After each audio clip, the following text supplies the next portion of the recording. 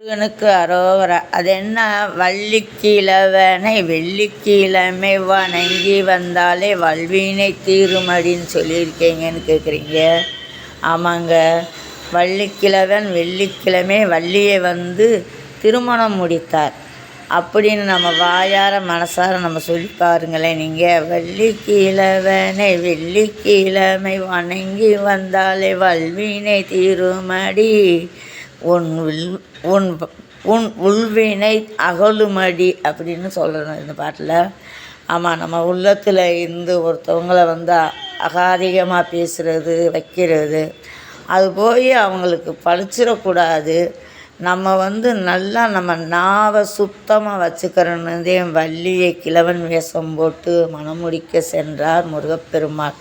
அதனால் யாரையும் பேசையில் நம்ம ஹார்ட்டில் அதிக கோபமாக டென்ஷனாக இருந்தால் நம்ம பேசுகிற வார்த்தையெல்லாம் அடுத்தவங்களுக்கு போய் வள்ளியை பயன்படுத்தி ஆணை விருப்பத்தில் போய் அண்ணன்கிட்ட சொல்லி ஏதோ திருமணம் முடிச்சாருங்க. அப்போ நம்ம அந்த வாக்கியத்தை மனசார நம்ம மனசில் நினச்சி நம்ம படித்தாலே போதும், அந்த கோபம் குறையும், நம்ம ஹார்ட்டு நல்லா வேலை செய்யும். ஒரு தடவை டென்ஷன் ஆனால் எத்தனையோ நரம்பு பாதிக்குதுன்னு சொல்கிறாங்க. ஒரு தடவை சிரித்தா அத்தனை நரம்பும் மன அமைதியை கொடுக்குதுன்னு சொல்கிறாங்க. ஒரு தடவை கை தட்டுனா நம்மளுக்கு ஒரு வித்தியாசமாக தெரியும். அதே மாதிரி 2 கை சேர்ந்து 10 தடவை தட்டி பாருங்கள், அந்த நரம்பு நம்ம மூளையில் வேலை செய்யும்.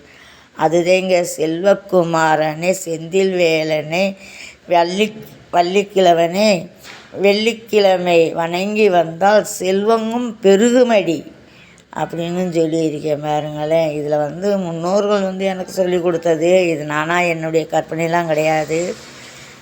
எங்கள் அம்மா அவங்க இந்த பாட்டை படிச்சுக்கிட்டு இருந்தாங்க. நான் ரெக்கார்டு பண்ணியிருக்கேன். நன்றி, வணக்கம். அலர்மதி முருகேசன்.